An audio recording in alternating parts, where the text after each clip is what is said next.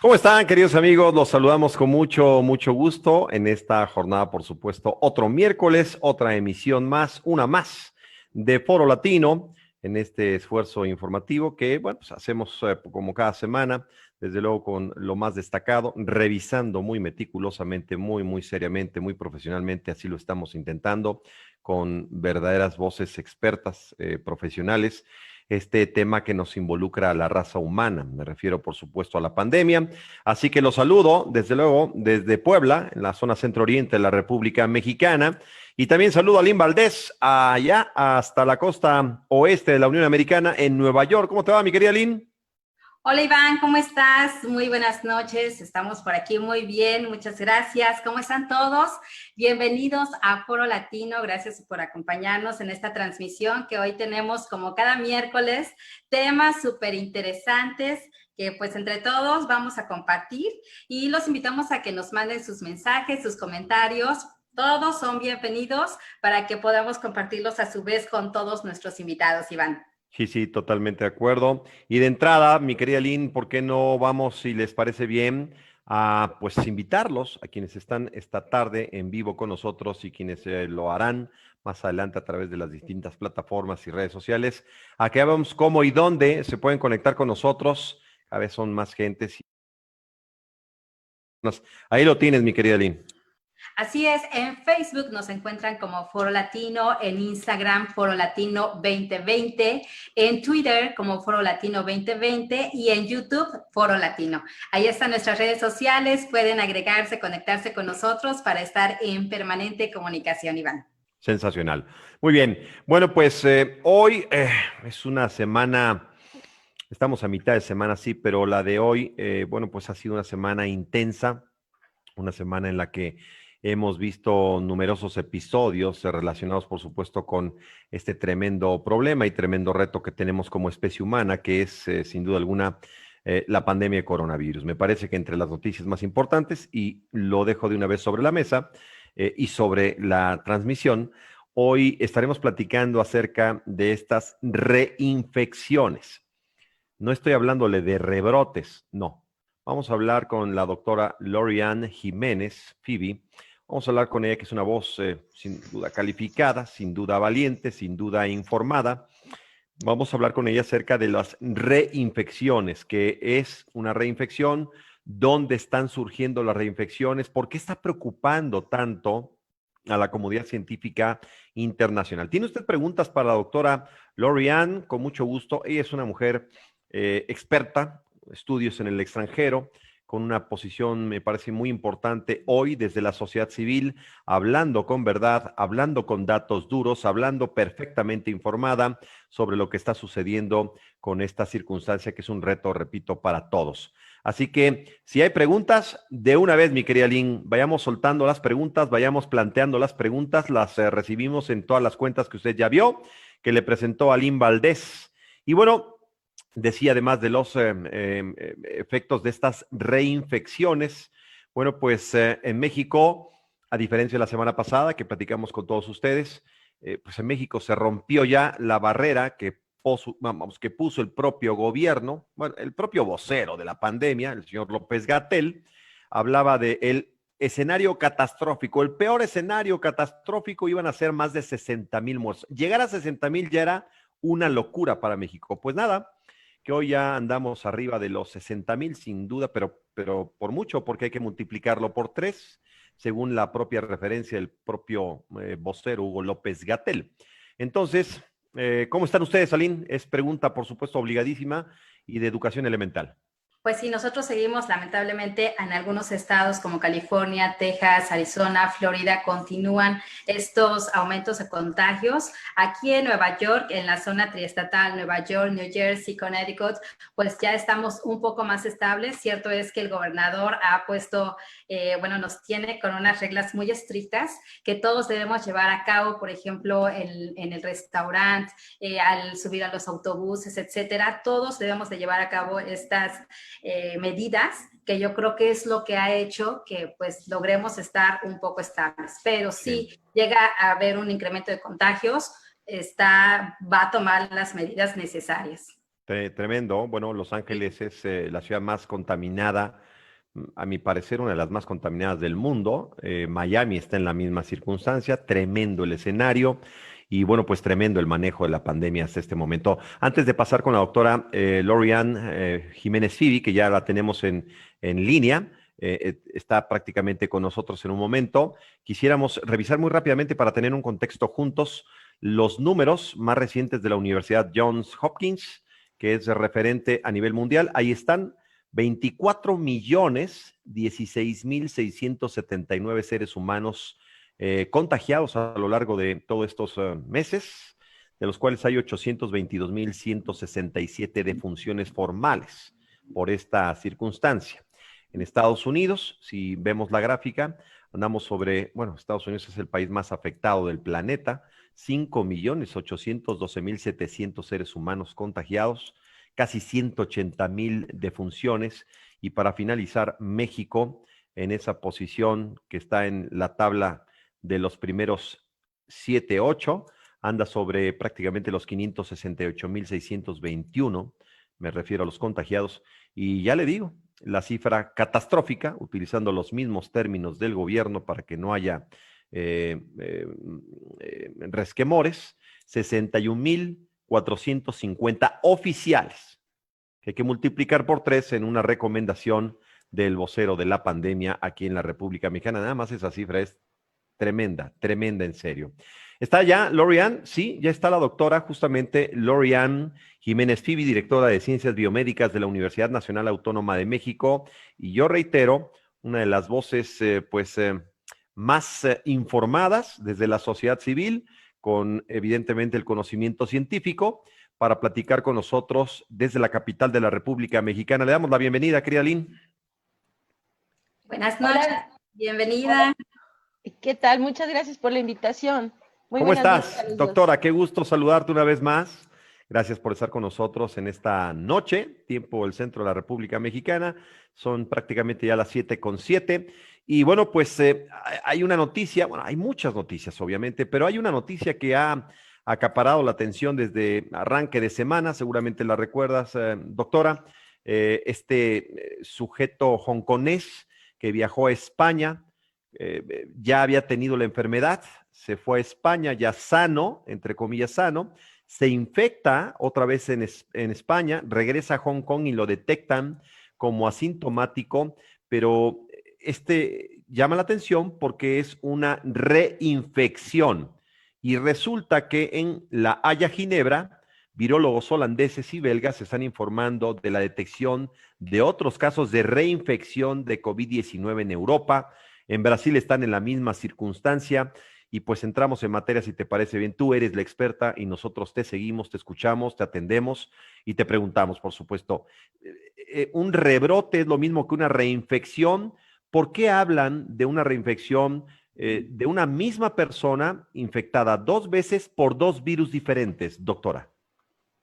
Sí, bueno, este concepto de reinfección es algo que ya se intuía en muchas partes del mundo desde hace meses realmente.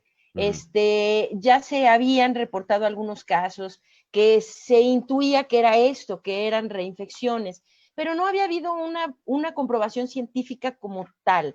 ¿Por qué? Porque la diferencia en estos casos, bueno, en este primer caso que se reporta, apenas se reportó viniendo de Hong Kong, es porque a la persona se le hizo la tipificación del virus en las 2 tomas. Es decir, que la primera vez, en lugar de solamente diagnosticar si la persona era portadora o no del virus, o sea, si estaba infectado o no, además se hicieron pruebas al virus para saber qué cepa del virus era. Entonces, se tiene el indicio de qué cepa del virus es en la primera infección. Sí. Ahora, pasan 4 meses y medio, la persona vuelve a mostrar algunos síntomas, se vuelve a hacer una prueba. Entonces la prueba sale positiva, pero ahora hacen otra vez la tipificación del virus. Y lo que se dan cuenta es que son 2 cepas de SARS-CoV-2 distintas, 2 cepas diferentes. Esto pues es la primera comprobación científica concluyente de que es efectivamente una reinfección. Lo que en las a veces anteriores que se habían estado reportando lo que se creía que eran reinfecciones, el argumento aquí era que podía haber la posibilidad, como no se había hecho la tipificación del virus, o sea, determinar qué cepa del virus era, que tal vez el material genético, o sea, el RNA del virus, podía haber permanecido, ¿sí?, en los tejidos o en el tracto respiratorio de la persona, no el virus en sí, sino que de alguna manera todavía tenía este material genético ahí, eso estaba siendo detectado después de algunos meses todavía por la prueba de PCR. Pues ahora sí es una comprobación real de que es así. Y esta de Hong Kong no es la primera. O sea, esto pasó, es increíble cómo pasa en un lugar y de repente se repite en muchos sitios. Brota por todos lados, sí. Sí, porque ahora, por ejemplo, hay un caso también de reinfección igual, con ese mismo tipo de comprobación, reportado ya en Bruselas, Bélgica. Esto fue el día de ayer. Hay 4 casos reportados ya el día de hoy en Países Bajos. Hay uno en Corea del Sur, que de hecho esto es en Seúl, en Corea del Sur, en donde llevó al cierre masivo de todas las escuelas en Corea y no en Corea, perdón, en la ciudad de Seúl y a sus alrededores, en Corea del Sur. Y hoy precisamente hace unas horas salió la nota que ya hay 3 casos confirmados también en la ciudad de Telangana, en India. Entonces, pues bueno, vemos que no es un fenómeno, aparentemente es un fenómeno bastante menos raro de lo que creemos. La situación es que no se había estado buscando, por eso es que Exactamente, no lo habíamos se había detectado. Y ni siquiera se había justamente, tal vez ni buscado, doctora. Ahora, esto significa que una persona que ya enfermó, que su sistema inmunológico logró superar la enfermedad, puede volver a enfermar con una cepa diferente. Me parece, y tú eres la experta, doctora Lorian, me parece profundamente peligroso por el sistema inmunológico. Uno, no debe tener la misma potencia ya. Y dos, para defenderse de un segundo virus, seguramente instrumentaría, no sé, mecanismos mucho más agresivos que podrían incluso lastimar el propio organismo humano, el del huésped, digámoslo así. Pues creo que necesitamos ser muy cuidadosos en cómo interpretamos toda esta información, porque es lo mismo que ha venido pasando desde enero, ¿no?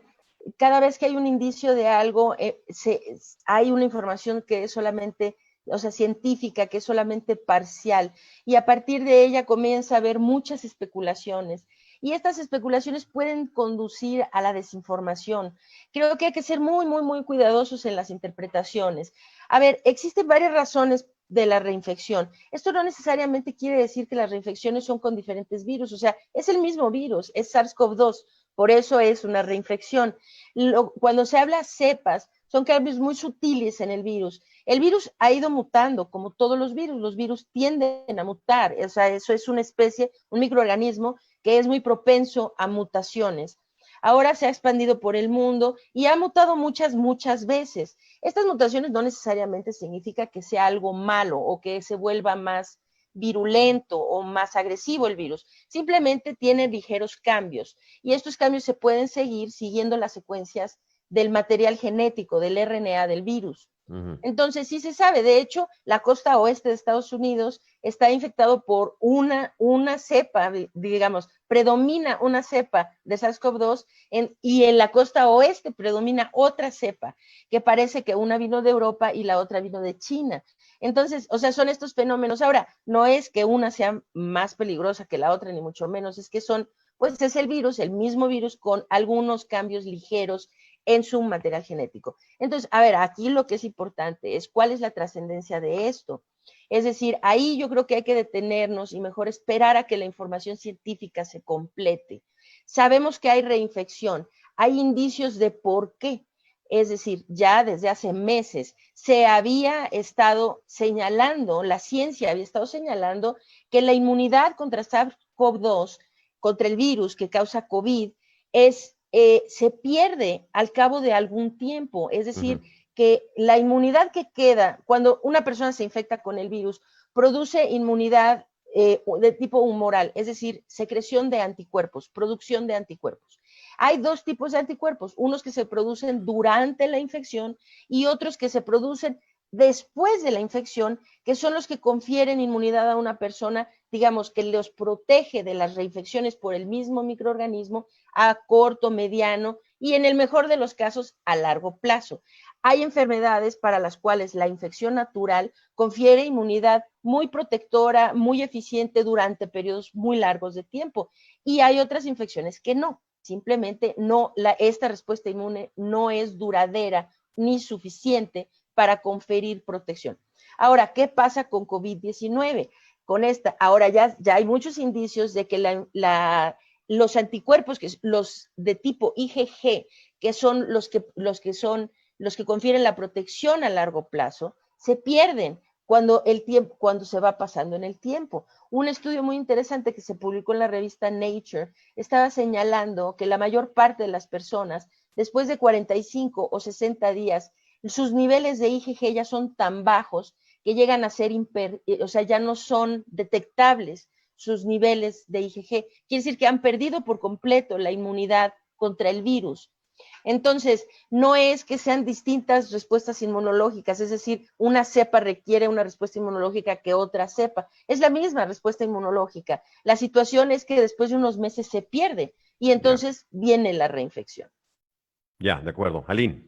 Y tenemos una pregunta de María Gómez, ella está en Chicago y dice, doctora, ¿me puede confirmar si donar plasma de personas que se recuperaron de COVID ayuda para personas contagiadas por primera vez o reinfección? Sí, se están haciendo muchos estudios en este sentido, lo que le llaman plasma de personas o de enfermos convalecientes, es decir, de personas que ya tuvieron la enfermedad y se recuperaron. Se están haciendo muchos estudios. Ahora, precisamente en Estados Unidos, hay algunas indicaciones por parte de la CDC de pedir a la ciudadanía, quienes fueron infectados, sobre todo si fueron infectados recientemente, de acudir a un centro a donar plasma. Es decir, plasma pues es una fracción de la sangre, a donar sangre, vamos a decir, ¿no? Porque esos anticuerpos que la persona acumuló durante la infección y en el tiempo después de la infección pueden ayudar a otros a mejorar su respuesta inmunológica para pasar mejor la infección, ya sea que pase más rápido o que pase con menos severidad la enfermedad. Eso es un punto que todavía se está estudiando. Se cree que tiene un efecto positivo el plasma de pacientes convalecientes, es decir, de gente que ya padeció la enfermedad.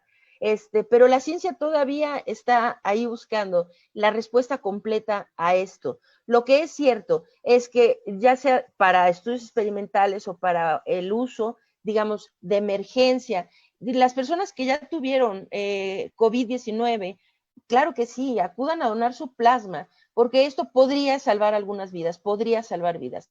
No es, quiero dejar claro, no es la panacea, es decir, que no es, y si me ponen plasma de una persona que se infectó me voy a salvar o voy a, así por completo, no, yo no voy a tener la enfermedad. No, los resultados de los estudios no indican que sea algo así de efectivo, pero sí parece tener algún efecto positivo sobre las personas que reciben estos anticuerpos proveniendo del plasma de quienes se enfermaron.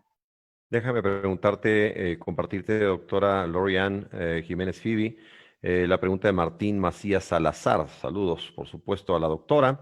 Las vacunas, te pregunta, ¿nos darán inmunidad permanente? ¿Están trabajando por esto de los o las reinfecciones? ¿O se puede ver modificadas por esto que estás platicando ahora mismo, doctora? Te manda un abrazo y un reconocimiento y dice, admiro tu trabajo y la valentía con la que hablas. Muchísimas gracias al señor Tarcisio.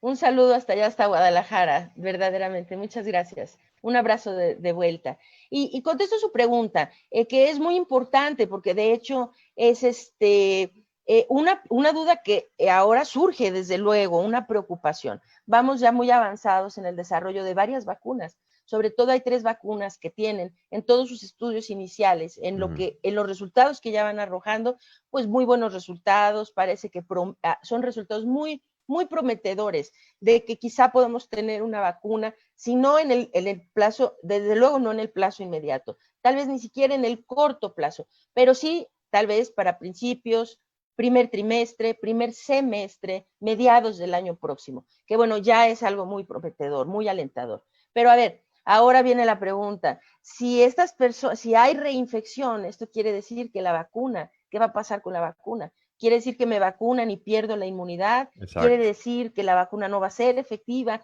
que se necesita otro tipo de vacuna, que yo creo que no hay que tener pánico en ese sentido. Es decir, a ver, esto no es, desde luego no es una buena noticia saber que hay reinfecciones. No es una buena noticia en ningún sentido. Es decir, que una persona que ya tuvo COVID puede volver a tener COVID. No sabemos exactamente cuál es el cuadro clínico de la reinfección. Son solo observaciones anecdóticas hasta este momento de que tal vez en las reinfecciones las personas tienen una enfermedad menos grave, pero esto no está dicho aún por la ciencia. No hay una demostración que sea así. Podría ser que la segunda infección pudiera ser más grave para algunas personas. No lo sabemos, pero en términos de la vacuna, vamos a ver, esto no necesariamente es una mala noticia para las vacunas.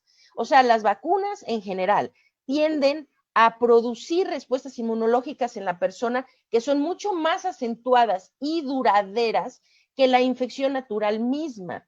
Entonces, bajo esa óptica, pues las vacunas finalmente van a producir una respuesta inmunológica más acentuada que la que se produce naturalmente con la infección. Queriendo decir que sí podríamos tener la esperanza de que fuera una inmunidad a más largo plazo. Ahora también no hay que perder de vista, no todas las vacunas del esquema normal que tenemos de vacunación los seres humanos desde la infancia son vacunas de dosis única. Hoy por hoy, pues la mayoría de las vacunas tienen un cierto esquema. Digamos, hay vacunas que sí se ponen una sola vez en la vida y tal vez no es necesario volver a reforzar esa vacuna hasta la edad adulta avanzada, tal vez, ¿no?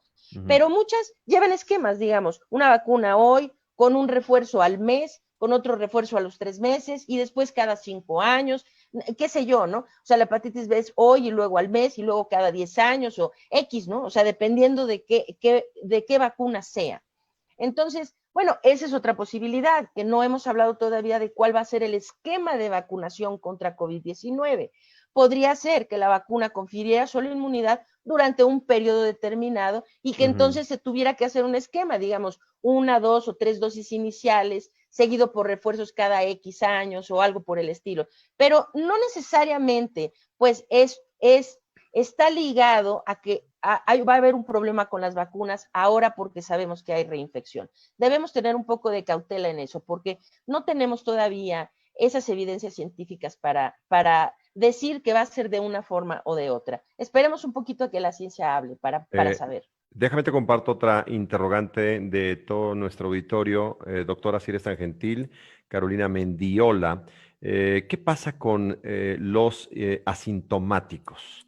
Los asintomáticos son personas que entiendo ya se infectaron, nos dice, pero que no tienen ninguna sintomatología. Ahora está comprobado, y eso no lo vas a referir tú, doctora, que las personas que ya sufrieron la infección tienen problemas después con su salud en riñones, en el hígado, en el corazón y en otros muchos órganos.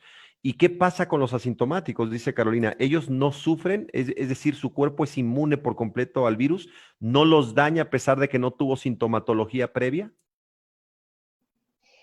No exactamente. A ver, necesitamos separar dos cosas, lo que son los verdaderos asintomáticos y lo que se consideran como presintomáticos. El estatus de presintomático en realidad significa simplemente que en el momento que se les ve no tiene síntomas, pero eventualmente van a desarrollar síntomas.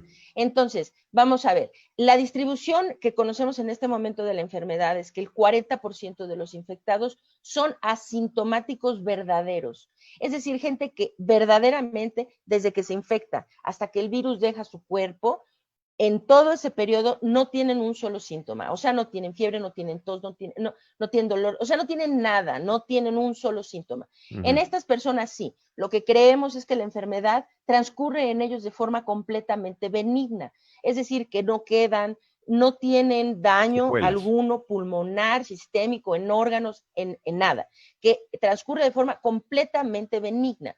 Ahora, el otro tanto, que viene siendo entre el 35 y el 40%, que se les llaman presintomáticos, son personas que en un inicio no presentan síntomas, pero eventualmente sí los desarrollan, y los desarrollan de forma generalmente leve o moderada.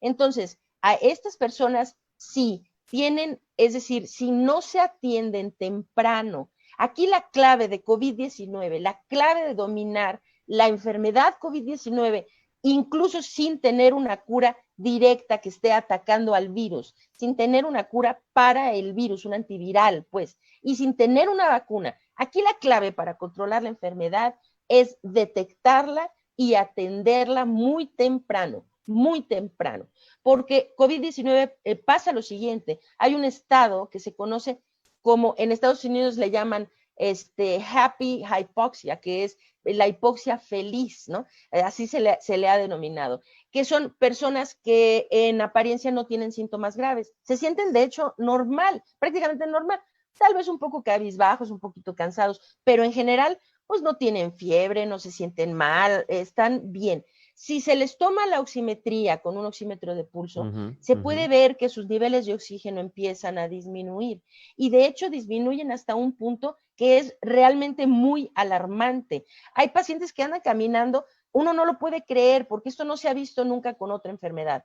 Una persona que tiene una oximetría que baja, vamos a decir, a 70 o por debajo de 70, pues, o sea, médicamente uno piensa, bueno, eso es una persona que está hospitalizada gravísima en terapia intensiva, así, o sea, que no, pues no, con COVID-19 hay personas que tienen una saturación de 65, 68, 70, y así están hablando como estamos hablando nosotros. O sea, se sienten normales. Ahora, ¿qué pasa? Esto, claro, en un punto progresa muy rápidamente. Hoy parece que están normales, pero mañana están en el hospital y pasado mañana están en terapia intensiva y ya están en un respirador con un ventilador mecánico, etcétera. Y es muy complicado salvarlos. Ahora, la clave es saber qué es lo que está pasando con estas personas. Lo que sucede es que COVID-19 no es una enfermedad pulmonar, es una enfermedad microvascular que produce trombos pequeñitos, trombos pequeños, y produce inflamación sistémica. Entonces, estos trombos van y se alojan. El pulmón es muy sensible a esto. Se alojan en los alvéolos pulmonares. Donde ahí se alojan, empiezan a producir lo que se conoce como necrosis tisular, o sea, destrucción de ese tejido, porque ahí ya no hay circulación de sangre. Esto hace que empiecen a bajar las oximetrías, o sea, que se empiece a perder la función, la capacidad pulmonar. Entonces, a ver, cuando una persona se atiende muy temprano, se evita los procesos de coagulación, se evitan los procesos inflamatorios y por ende se evita el daño del pulmón. Entonces, atenderse, entre más pronto se atienda a una persona, menos daño va a tener. Y estas personas pues van a quedar sanas, pero sanas sin secuelas, sanas sin daño pulmonar, sanas, aunque hayan tenido síntomas. Ahora, lo que hasta ahorita creemos es aquellas personas, entre más se avance la enfermedad, entre más grave se haya hecho COVID, esto también implica que tienen más daños ya, tanto cerebrales, porque estos coágulos también se alojan en el cerebro y causan trombos cerebrales, cardíacos, hepáticos, renales y el más frecuente, que es pulmonares. Entonces, entre menos avance la enfermedad, menores van a ser los daños que se cause y menos van a ser las secuelas que se lleven después a largo plazo o quizá para el resto de la vida. Entonces, de ahí la importancia de detectar temprano y tratar temprano la enfermedad. Dicho de otra manera, mientras más temprano, mientras más monitoreados estemos, mucho mejor, ¿no? Absolutamente. Y el monitoreo lo puede hacer la gente en casa, no es necesario, porque una persona que ya tiene una prueba positiva para COVID, pues necesita tener su oxímetro, su termómetro en casa y en las mañanas, cada mañana, cuando se levanta o en la noche antes de dormir, tomar su oximetría, asegurarse que los niveles están quedando por arriba del 94%. Si vive en un lugar como la Ciudad de México, que es de gran altitud, arriba del 92%. Es decir, mientras no baje, en términos generales, del 90%, entonces no son, la situación está bien, pero necesita, si se empieza a detectar una persona que normalmente está siempre saturando, 96, 98, 96, 98, siempre, y de repente empieza a saturar 93, 92, 91 y de un día amanece con 89, bueno, pues esta es una gran señal de alarma, pero en ese punto seguramente el daño que empieza a tener es muy localizado, muy pequeño, que en ese momento se puede revertir sin que hacer que no siga progresando. Claro. Entonces, eso es la importancia, el automonitoreo en casa y detectar temprano para entonces sí acudir a tiempo a un médico, a un hospital, para que se le atienda y entonces evitar los estadios graves de la enfermedad y la muerte, desde luego, ¿no? Sí. ¿A partir de qué edad se tiene que realizar este monitoreo y se tiene que realizar en una determinada hora todos los días? Bueno, en todas las edades, así. Hay oxímetros, o sea, desde un niño, vamos a decir, de unos 2, 3 años, es el mismo oxímetro que sirve para todos. Los bebitos, los bebés tienen sus oxímetros, mini oximetritos, pues especiales, que se toman, que hay que consultar con un pediatra. Cuidado esto, ¿eh? Los seres humanos muy pequeños, vamos a decir, en el primer año de vida sobre todo, son muy susceptibles a ponerse graves con COVID-19. Entonces, sobre todo si tienen infantes, si tienen bebés, niños muy pequeños, o sea, de baja edad, necesitan, por favor, eso sí, monitorearlos siempre con su médico. No intenten tratarlos en casa. Necesitan siempre estar al pendiente con su médico tratante, ¿no? Toda la demás familia, a excepción de los bebecitos, pues, todo el resto de la familia puede tratarse con el mismo oxímetro siguiendo los mismos parámetros. Lo que cambia es la frecuencia cardíaca. En general, los niños, de forma natural, tienen una frecuencia cardíaca más alta que los adultos. Pero a partir de los 14, 15 años, pues todos más o menos manejamos los mismos rangos de frecuencia cardíaca, de oximetría también. Y de temperatura, desde luego, ¿no? La temperatura. Claro. Entonces, ¿cuándo hacérselo? La recomendación es una vez al día si no tienen problemas. Si no hay síntomas, si no hay indicios de que algo va deteriorándose, si la oximetría está bien, una vez al día. ¿Importante una cierta hora del día? No necesariamente, la hora que gusten. Lo que es bueno para seguir un patrón, porque cuando empezamos a hacer patrones, entonces no se nos olvidan las cosas. O sea, hacerlo siempre, acordarse, ¿no? En la mañana al despertar agarro mi oxímetro, lo pongo y lo noto en mi libretita, pongamos, ¿no? O en la noche antes de dormir, se vuelve costumbre y esto se puede volver indispensable y de hecho esa libretita donde estemos anotando nuestras oximetrías, podría ser una herramienta para el médico si algo llegara a suceder, si empezáramos a tener algún problema, ¿sí? Incluso sin tener la prueba, es decir, pudimos haber estado en contacto con alguien sin darnos cuenta, infectarnos. En México no hay acceso amplio a pruebas gratuitas, así que mucha gente está infectada sin tener la comprobación, pero con la oximetría se puede y esa libretita le daría herramientas al médico para saber cuándo empezó a deteriorarse, qué tanto empezó, qué tan rápido ha sido el deterioro. Es una herramienta de vida, de verdad, o sea, de salvar vidas. Entonces yo sí, de verdad, o sea, yo incito a la población, como todo mundo tiene en su mesita de noche su termómetro, ¿no?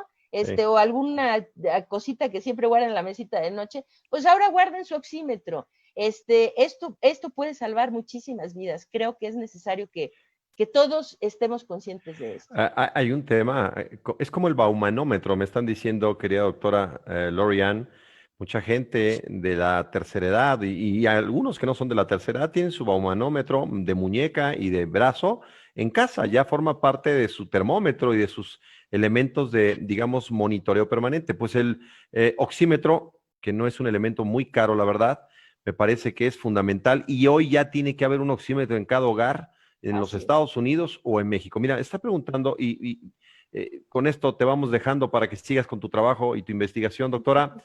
¿Qué pasa con el oxímetro? Pregunta una amiga del auditorio. ¿Qué pasa si el oxímetro comienza con una medida de 93, 94 y después de unos segundos comienza a subir a 95, 96, 97, 98, 99. ¿Falla el oxímetro o es normal que haya una variación conforme avanzan los segundos?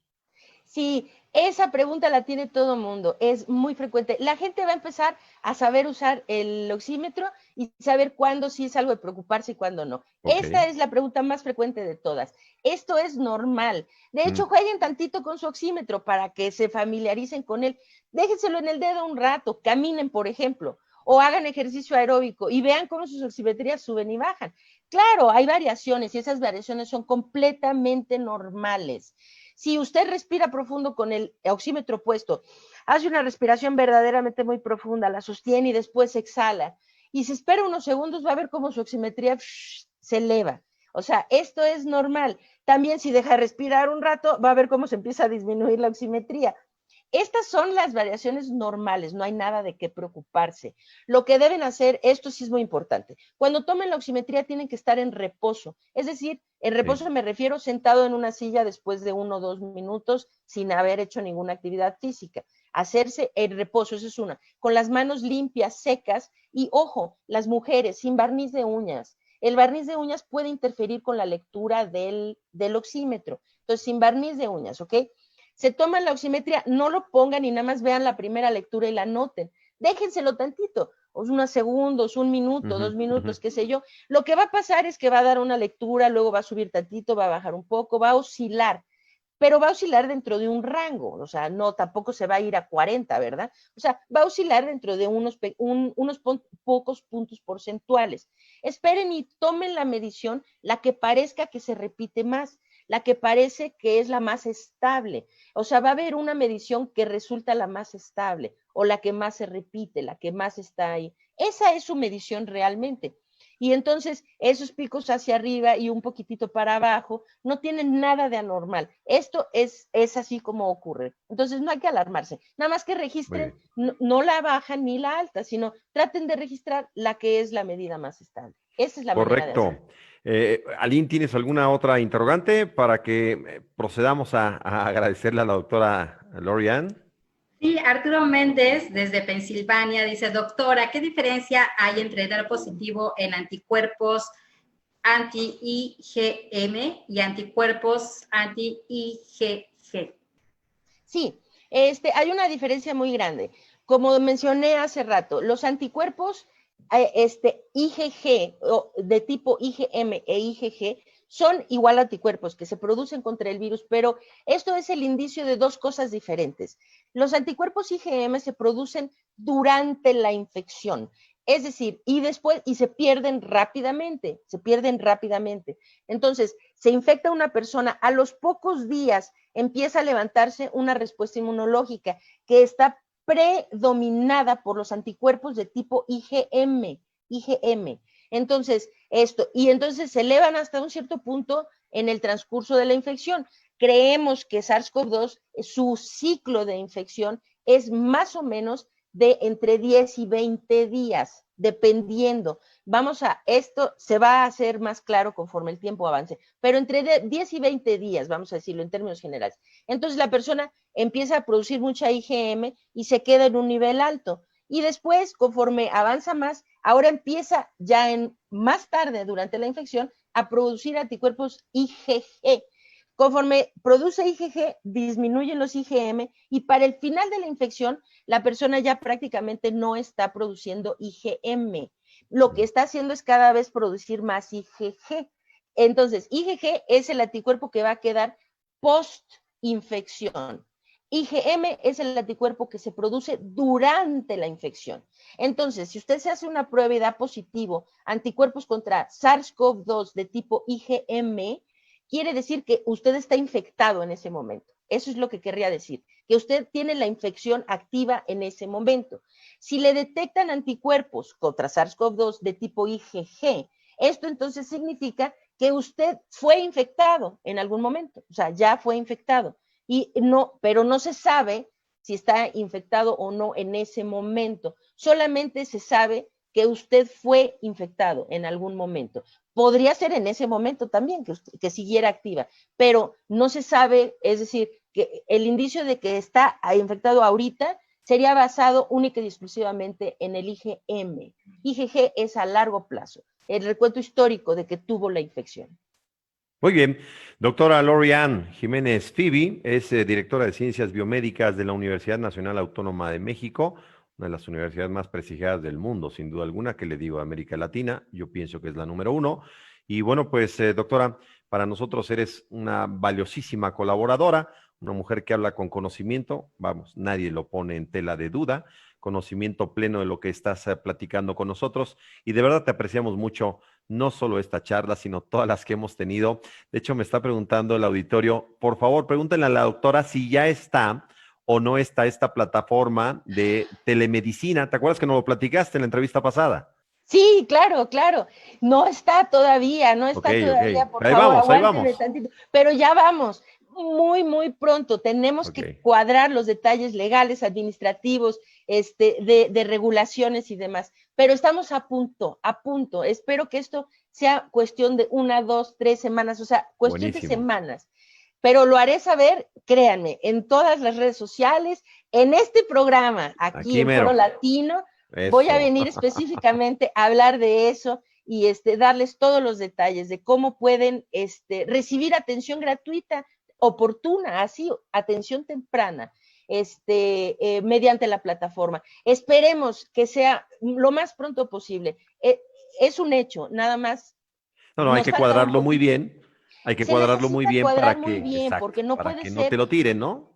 Claro, es que no puede ser un esfuerzo improvisado. No, y no servirá de nada que sea un esfuerzo que dure 2 semanas o 3. O sea, queremos ir a la larga. Si esto se va a prolongar hasta marzo, abril, mayo, junio del año que entra, queremos seguir dando y que al contrario, que cada vez sea más amplio el esfuerzo, que sean más las personas que podamos ayudar, a una extensión más grande de la República, etcétera. Pero para eso esta primera parte es muy importante, que todo sea hecho muy bien y con mucho cuidado para que sea sustentable la plataforma, sí.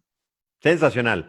Esta es tu casa, lo sabes muy bien, es tu foro, este espacio es tuyo, Lori-Ann, y estaremos atentos de los anuncios que tengas que platicar con nosotros. Te apreciamos mucho que formes parte literalmente de estos valiosos colaboradores que hemos estado construyendo al cabo de las semanas. Muchísimas gracias, Iván, Aline, gracias, saludos al auditorio y un placer como siempre estar en el programa. Hasta la próxima, querida doctora. Cuídate mucho, por favor, síguete cuidando. Hasta pronto. Ahí está Lori-Ann Jiménez Fibi, ella es directora de Ciencias Biomédicas de la Universidad Nacional Autónoma de México. Y pues de hablar, oye, nos quedamos con un montón de preguntas, Aline? Sí, bastantes preguntas. Oye, a mí dos personas me han preguntado, ¿por qué si yo me mido con el cubrebocas, me da ahora sí que me da un valor, el oxímetro, y si me quito el cubrebocas me da otro valor? Pues por lo mismo que está platicando la doctora, tiene usted que estar en reposo, obviamente la máscara pues limita un poco la oxigenación propia. Si usted se la pone, pues seguramente dará una medición un poquito más baja, pero lo que ha recomendado el oxímetro es sensacional. Póngaselo, primero cómprelo, y después úselo en su casa, póngaselo y juegue con él. A ver, cuando digo juegue con él, es decir, conózcalo, familiarícese con él. Yo te voy a contar algún día de una persona que se lo puso y le dio la primera medición en 90, no, bueno, le estaba dando el soponcio, Aline. Y pues era nomás ignorancia, ¿no? Nada más. Tú dirás. Bueno, ¿qué más, mi querida Aline? Pues te quiero o les queremos compartir a todos una super historia de Ana Laura López, quien es fundadora de Deportados Brand. Ella se encuentra en la Ciudad de México y nos vamos a enlazar con ella en estos momentos. Ana Laura, ¿cómo estás? Buenas noches. Hola, ¿qué tal? Buenas noches a todos. Un saludo desde aquí. Hola. Ana Laura, cuéntanos, tú tienes una historia extraordinaria. A veces pensamos que, bueno, obviamente ser deportado es una mala noticia, es algo muy triste para las familias porque muchas de ellas se separan y en este caso, un 30 de septiembre, te tocó a ti en el 2016, tú vivías en Chicago, Illinois, con tu esposo, tus 2 hijos y de pronto cambia tu vida el 30 de septiembre de 2016. Primero cuéntanos cómo era tu vida aquí en Estados Unidos. Sí, así es. Bueno, pues yo creo que mi vida fue bastante normal, yo siempre lo digo, ¿no? Creo que mi vida fue igual que la de cualquier persona que migra, digo, en mi caso también fue indocumentada, y pues yo me dediqué a trabajar, a hacer diferentes cosas, digo, mi vida en verdad transcurrió de una manera muy normal. De hecho, también siempre lo comento, ¿no? A veces aquí en México hay también como un mito muy fuerte contra Estados Unidos, que la gente piensa que vivimos allá escondidos, ¿no? Y que esperando la migra y que nos salga en cada esquina y que todo el mundo nos ataca y pues no, la verdad es que no, yo por lo menos viví en una ciudad bastante amigable, bastante friendly, bastante multicultural y siempre viví de una manera normal. Y el 30 de septiembre del 2016, que tienes esta noticia de deportación y sabes que vas a dejar a tu esposo, sabes que vas a dejar a tus hijos, ¿qué pasó por tu mente? Híjole, mira, sí fue bastante complicado porque mi caso es un poco diferente. De hecho, pues dentro de esta normalidad que comentaba, pues yo me dediqué a trabajar. En algún momento me empecé a involucrar con la lucha social, con la lucha por inmigrante. En algún momento tuve problemas en mi trabajo por abusos laborales, ahí entonces empezó un tema de organización laboral, bueno, de varias de mis compañeras que queríamos defendernos y queríamos poner alto a estos abusos laborales. Y es donde me involucro de lleno en el activismo, al grado que también trabajé para una organización. Realmente creo que puedo decir que tuve un crecimiento personal muy, muy bueno, algo que cambió mi vida completamente. Yo siempre he dicho, no es lo mismo la mujer que ahora está aquí sentada que la mujer que se fue en el 2001 a cruzar la frontera, ¿no? Tuve la oportunidad de estudiar, de tener un desarrollo personal muy, yo creo que muy bueno, lo puedo decir. En algún momento, yo sí lo digo, también creo que yo también me creí ese falso discurso de que solo se deportaba gente que había cometido algún error en Estados Unidos, ¿no? Yo hice un balance y dije, bueno, yo creo que tengo posibilidades, soy una persona que, como todos los que, la mayoría de los que estamos en Estados Unidos, cuando como sabemos que es allá, pagaba mis impuestos, pues todo lo que conlleva involucrarse en la vida en Estados Unidos. Quise hacer un intento por regularizar mi estatus y la cosa cambió. Para esto yo tenía que salir de Estados Unidos. Entonces, en ese intento, pues yo iba a hacer un viaje a México para iniciar este intento de regularización migratoria, pero en el aeropuerto me estaba esperando migración. Entonces, pues ahí es donde cambia completamente mi vida. Todo apunta a que tiene que ver con el activismo que yo realicé en Chicago, que de alguna manera fui visible para migración, y pues todo cambió. El viaje que era para poder por fin estar regular, para poder por fin estar tranquila, pues se convirtió en una pesadilla que tiene una condena de 20 años, porque por 20 años no puedo hacer ningún intento de regresar a Estados Unidos. ¿Tu familia dónde está ahora mismo, Ana Laura? En Chicago, viven en Chicago. O sea, literalmente este intento tuyo por regularizar tu estatus migratorio te separó de tu familia por 20 años. Así es. Y pues es el caso de muchas personas, ¿no? Mucha gente también solamente tiene la idea de la deportación a través de una redada, a través de estas Operativos. detenciones de inmigración, pero mucha gente en el intento de regularizar su estatus se les niega y tienen que salir deportados, ¿no? Entonces hay muchos casos similares que en el momento en de querer hacer una regularización realmente ya no se les permite y tienen que salir con una deportación y con estos castigos que nos perjudican completamente. Y que claro, pues, realmente que a veces toman la decisión de que si voy a tener que salir del país y no es seguro que me dejen regresar, mejor no me regularizo, ¿no? Toman esta decisión por temor a separarse definitivamente de sus familias. Cuando tú llegas a México, Ana Laura, ese estigma de deportados que lo acabas de mencionar, que creen que son deportados o alguien puede ser deportado porque cometió algún acto criminal, porque tiene algo pendiente con la ley de Estados Unidos. ¿Cómo lo enfrentaste y cómo lo han enfrentado tú y un grupo que están en la misma situación que tú? Sí, realmente es muy lamentable y muy triste ver cómo a veces nos tienen la imagen que tienen de nosotros, y no solamente en Estados Unidos, mucha gente, ¿no?, que opina como lo hemos escuchado, de que somos criminales y gente que hizo algo malo. Es muy triste llegar a México y ver que aquí también los mismos connacionales tienen esa misma idea de ti, porque cuando llegamos justamente ese era el tema, ¿no? En el momento de querer reiniciar tu vida en México, es súper complicado. Por ejemplo, uno de los temas complicados son los documentos.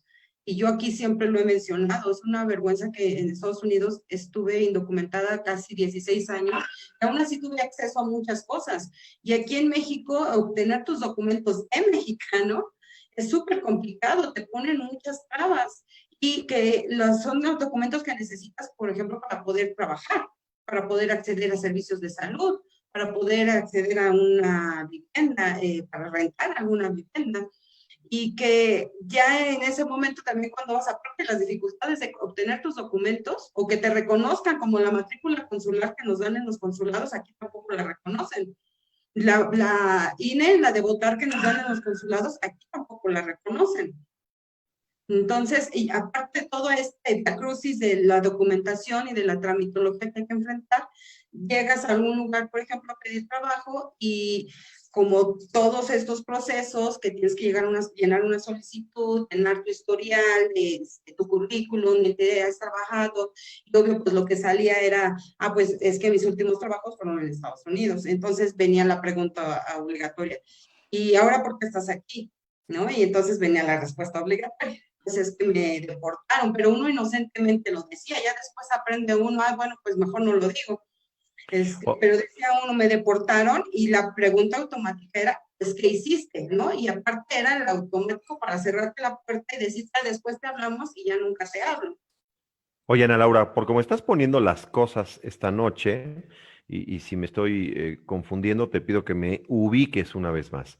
Por cómo nos estás platicando el escenario, pues nada, que está ahora clarísimo con tu experiencia, por qué un amplio segmento de los mexicanos que se van, que están en una condición, un estatus migratorio ilegal en la Unión Americana, prefieren pasar desapercibidos.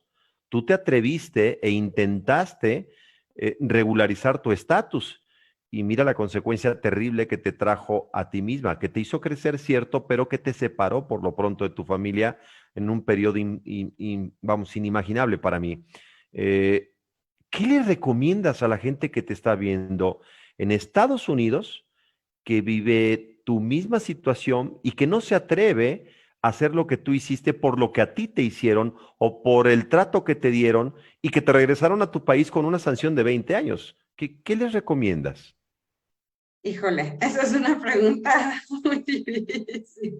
Pero, Pues yo pero tú la aquí, recomendación aquí que piensa que haría, estamos hablando en una mesa de sí. café y que no nos está viendo nadie. Tú no te preocupes, dinos. Está difícil. No, yo lo Sí. que sí les recomendaría es que se asesoren bien, que estén bien asesorados.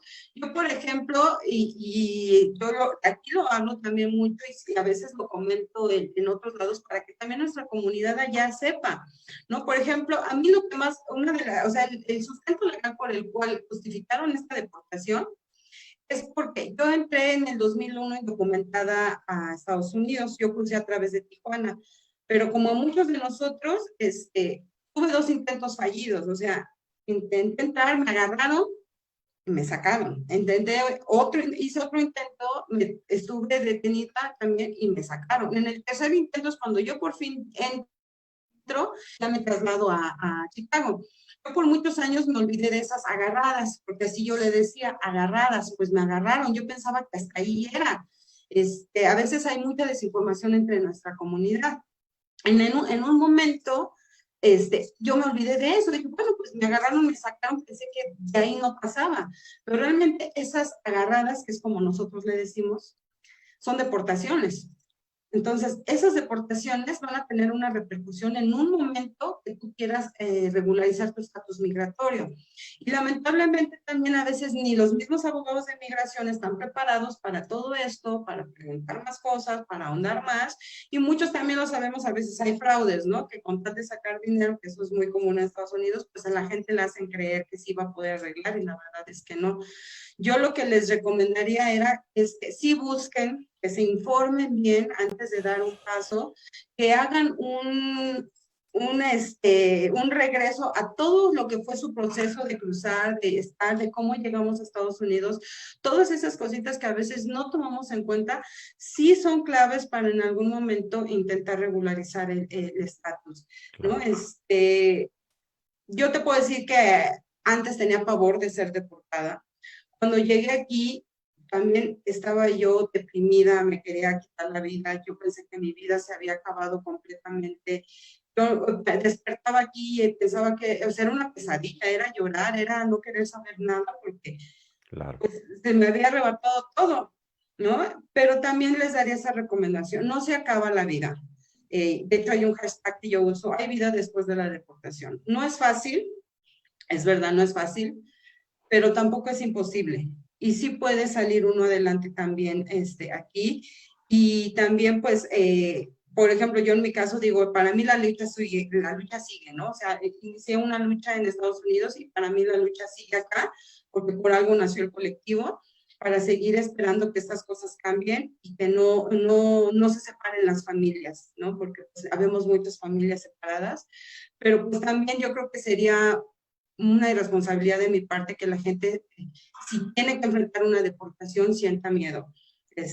Yo lo que siempre decimos, no están solos y ya vemos muchas personas aquí deportadas organizadas, ya vemos varios grupos en Tijuana y aquí en Ciudad de México, trabajando solidariamente para recibir a nuestra comunidad y seguir trabajando juntos y apoyándonos juntos. Claro. ¿Dónde te podemos seguir, Ana Laura, a ti y a todo el colectivo? Sí, claro, tenemos nuestra página en Facebook, pronto vamos a tener ya nuestra página web, ya está en construcción. Tenemos 2 páginas en Facebook, una donde están todas las actividades del colectivo, que es Deportados Unidos en la Lucha, donde también nos pueden contactar ahí si necesitan alguna orientación, si su familiar va a estar en proceso de deportación y necesitan que alguien lo reciba y lo oriente aquí, pues nosotros apoyamos en todo eso. Existe nuestra página Deportados Brand, que esa ya es la marca, que es la iniciativa económica que encabezo y donde hacemos todos los productos con los cuales nos sostenemos y que aparte son a través de los cuales mandamos nuestros mensajes. Perfecto, pues te agradecemos muchísimo que hayas tomado tu tiempo. Sabemos que también tienes otras entrevistas que estás realizando, promoviendo iniciativa, este colectivo Deportados Brand. Y entonces te deseamos toda la suerte. Vamos a estarte siguiendo en las redes sociales y muchísimas gracias por acompañarnos esta noche. No, gracias a ustedes, en verdad, por poner este tema en la mesa y también para que no nos olviden los paisanos que están allá, que acá vemos también más, que ya estamos aquí, pero que no nos olviden, seguimos estando juntos. Y en la lucha, dijera Ana Laura. Cuídate mucho, Ana Laura. Gracias por tu testimonio valioso. Muchas gracias a ustedes.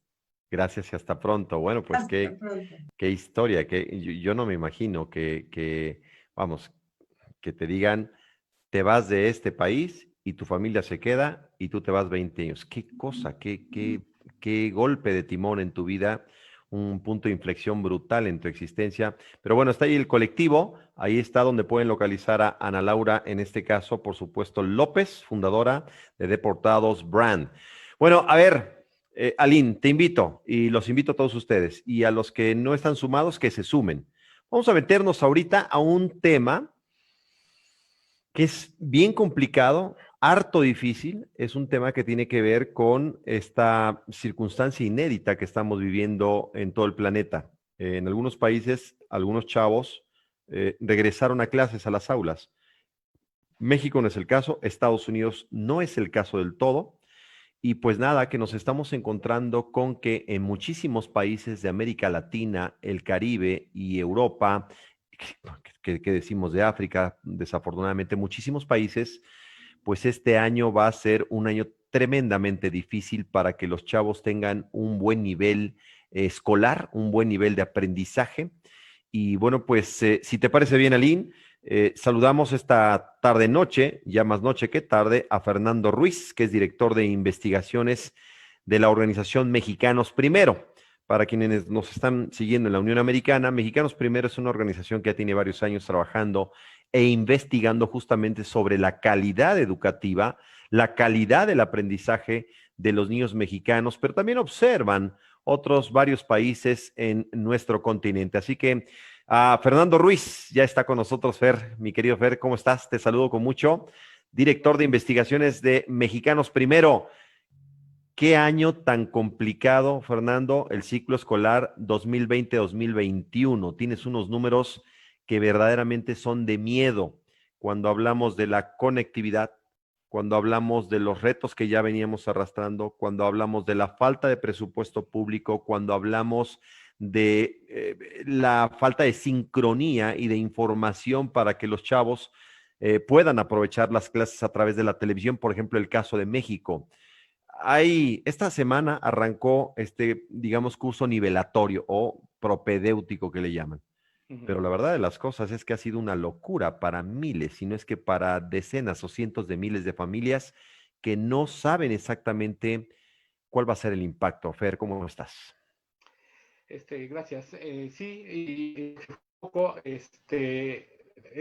tenemos un inicio accidentado, es decir, no solamente es el enorme reto de haber empezado un ciclo escolar con los niños fuera de las escuelas, en sus casas, con transmisiones televisivas, sino además un inicio que era totalmente atípico. Hay que recordar que, bueno, pues todos los libros todavía no llegan a las casas. Totalmente, así es.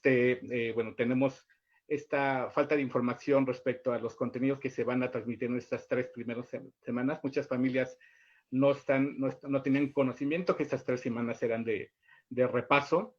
Y bueno, también la caída de las aplicaciones que utilizan mucho los maestros para contactarse con sus alumnos. Pero bueno, realmente lo importante, además digo, este inicio tan accidentado que tuvimos, sí, la verdad es que estamos muy preocupados porque la situación que se está presentando, si bien no había muchas opciones como para ofrecer una estrategia mucho más integral, la oferta televisiva solamente cubre en parte esta necesidad.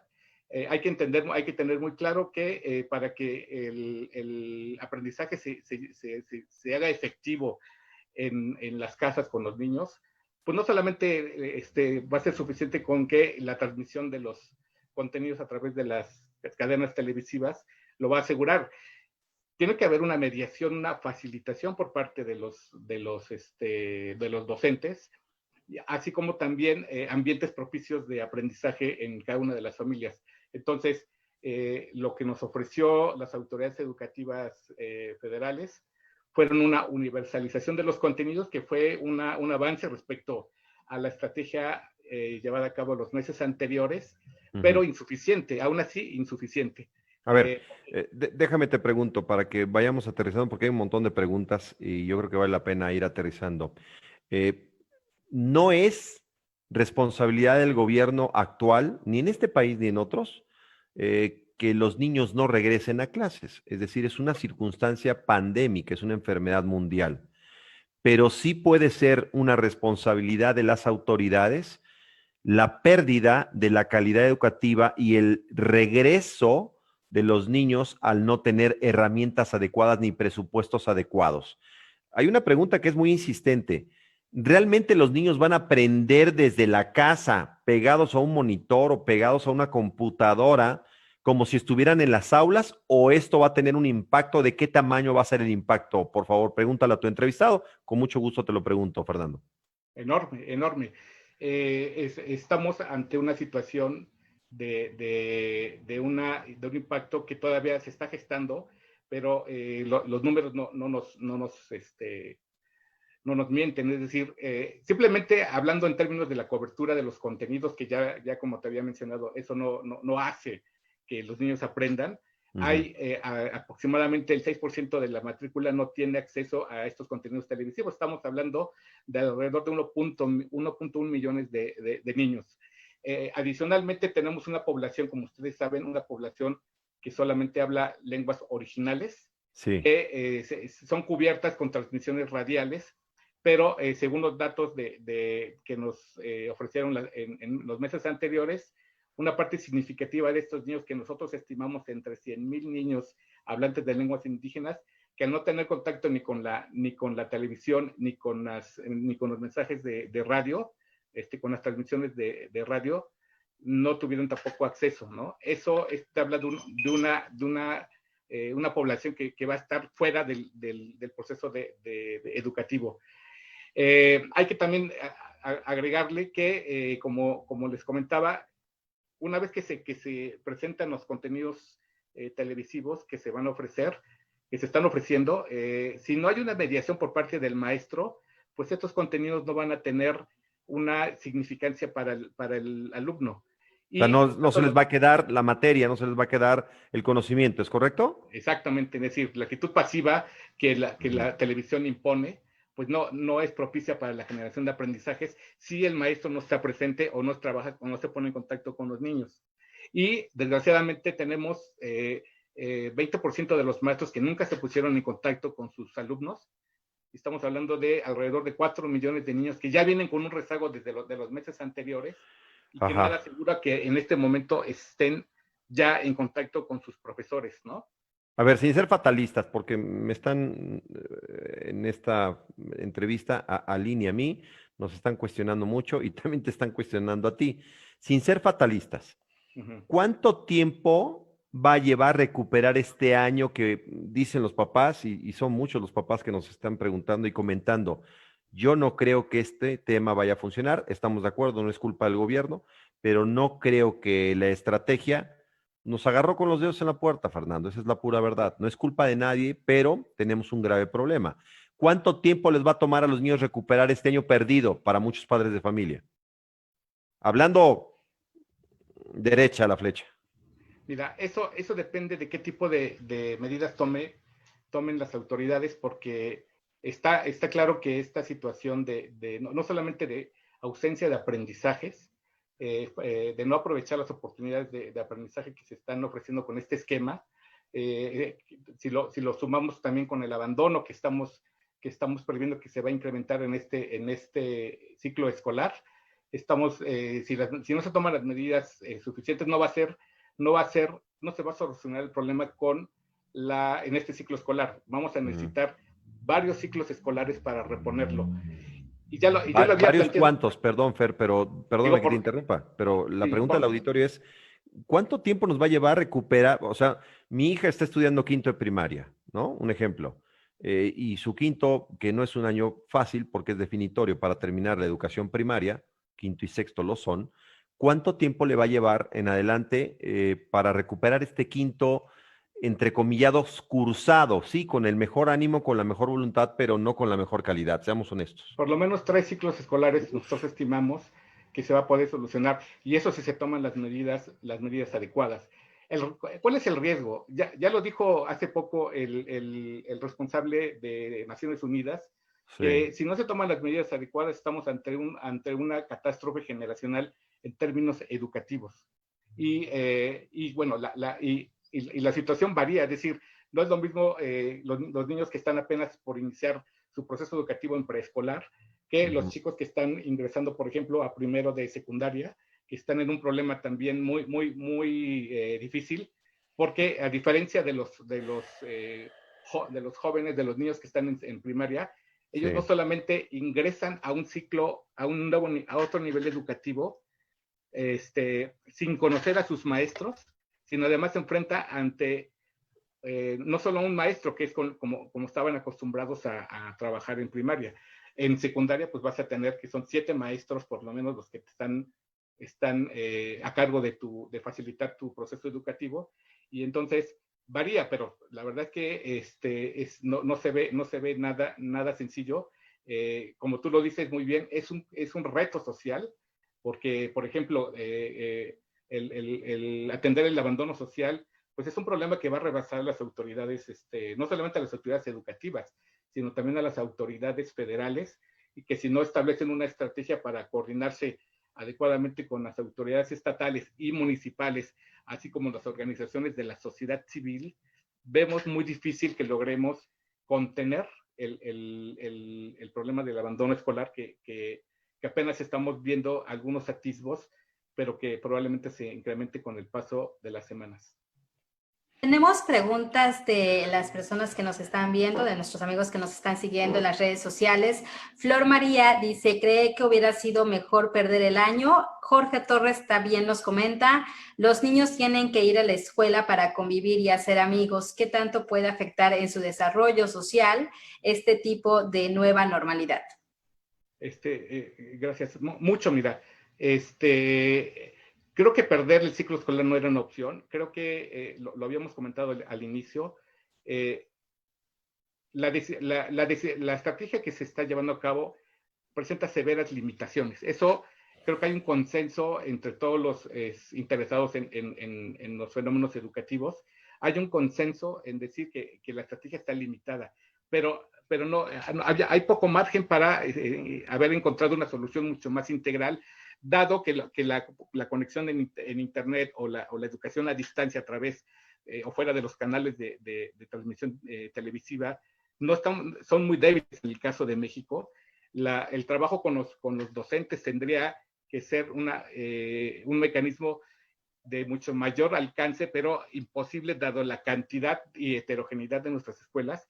Y entonces, la verdad es que esta es una estrategia limitada, pero era lo que teníamos en este momento a nuestro alcance. La afectación de los... ¿Perdón? Es lo que hay prácticamente, es lo que tenemos. Lo que hay.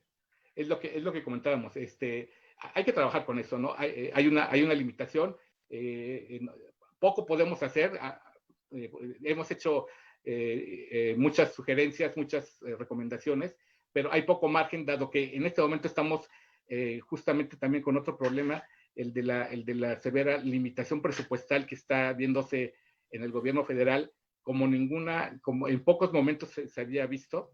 Uh-huh. Y entonces eso nos limita, y yo creo que debemos seguir, este es el camino que tenemos que seguir, y tratar de contenerlo con estrategias en el corto plazo para solucionar este problema que se está gestando en este momento. Respecto a los niños y jóvenes que están en su casa, pues la verdad es que sí es un problema. Las pláticas que hemos tenido con ellos, porque nosotros estamos en contacto constante con las familias, los docentes, y hemos organizado incluso conversatorios con niños y jóvenes, están justamente en una situación de gran estrés emocional. La convivencia en la familia está complicada, se está profundizando, se está desgastando, Fer, se está desgastando severamente. Se está desgastando muchísimo. Y ahorita, de hecho, con las transmisiones televisivas, pues tú sabes que hay familias que tienen más de un hijo, sí, y entonces tienen que estar lidiando con la situación de casas muy pequeñas. Hay un porcentaje muy grande de habitaciones en condiciones muy difíciles, que tienen que estar compitiendo por ver la televisión en la hora que les corresponde. Y pues sí, la verdad es que los niños nos están diciendo mucho que extrañan esa parte del conocimiento y del aprendizaje que no era muy visible cuando estábamos en la escuela, que es el juego. El contacto, exactamente, ¿no? El contacto. Lo que nos refieren es que sí, en efecto, extrañan mucho ese juego, porque parte del juego es un elemento importante de la formación de los niños y los jóvenes, y fuera de la escuela, pues es cuando es más notorio la importancia que tiene. Oye, me está comentando Mau Vázquez, nos comenta a todos, por supuesto, que los contenidos no corresponden al grado que se transmite, hay una desincronización. Pues sí, esa es la realidad, estamos en una etapa, precisamente por eso es la etapa, digamos, preparatoria, ¿no? Vamos a entrar en el ciclo, lo arrancamos en la primera semana, si no mal recuerdo, de septiembre. Estos son los primeros escarceos. Ahora, ¿Qué recomiendas a los padres de familia, Fernando, que te están observando, que nos van a observar en los siguientes días? Creo que aquí la clave está, de verdad lo digo, de la noche a la mañana la educación pasó de los maestros a los padres de familia. Y tenemos un grave problema. Papá no está o papá está temporalmente porque tiene que trabajar. Mamá está en la misma dinámica para poder sacar adelante una economía durísima, dificilísima, y los chavos se están quedando solos. Están acompañados, algunos le llaman por la caja idiota, que ahora curiosamente mira cómo nos está educando. Déjame te pregunto, ¿qué le recomiendas a los padres de familia? Que estamos todos inmersos en esto, por cierto. Un enorme reto. Es muy interesante tu comentario porque, en efecto, lo que esta situación tan complicada está, en la que estamos inmersos, coloca a las familias en una situación en la que no se habían enfrentado realmente. Es decir, habían confiado en que la educación de los hijos se realizaba en las escuelas y ahorita tienen el problema en su casa. Uh-huh. Lo que creo yo es que hay que tener mucha claridad respecto a cómo aprende un niño, ¿no? Lo que comentábamos hace un rato, el niño en medio de los juegos sigue aprendiendo. Hay un mito muy grande en pensar que el conocimiento es algo al que hay que temer, o el aprendizaje solamente se da en aquellos niños o jóvenes que son inteligentes. Eso es un mito. El niño está adaptado y está constantemente, de forma natural, aprendiendo. Yo creo que los padres tienen que entender esto. Es una buena oportunidad para que ellos se acerquen a sus hijos y les pregunten qué es lo que quieren aprender. Tienen que ser crear un ambiente de aprendizaje muy propicio, trabajar mucho con las preguntas. No hay respuestas, es una recomendación que yo les hago a los padres, no hay respuestas verdaderas o únicas. Lo importante es que el niño genere las preguntas y no, una situación muy clásica de los padres en la convivencia con los hijos, que por ejemplo, sí tienen que observar cómo es la relación con los maestros. Generalmente el papá se enoja cuando el niño no tiene la respuesta correcta. Eso puede generar, o sea, que regañen a un niño porque no contesta como dice el libro, es un error muy grande y muy común que tienen los padres, y que genera la situación contraria, no hace que el niño le empiece a tener aversión a estudiar, ¿no? Entonces los padres tienen que crear este ambiente en donde sea muy amigable. Pueden platicar mucho con sus hijos. El aprendizaje no es solamente lo que dicen los libros de texto. El aprendizaje se da incluso platicándole a su hijo de lo que hacen en su trabajo, por ejemplo. Pueden platicar incluso de la comida, es decir, utilizar los elementos del entorno inmediato de la casa. Todos esos elementos son objetos de aprendizaje. Entonces, creo que los padres se deben relajar. El niño solito aprende.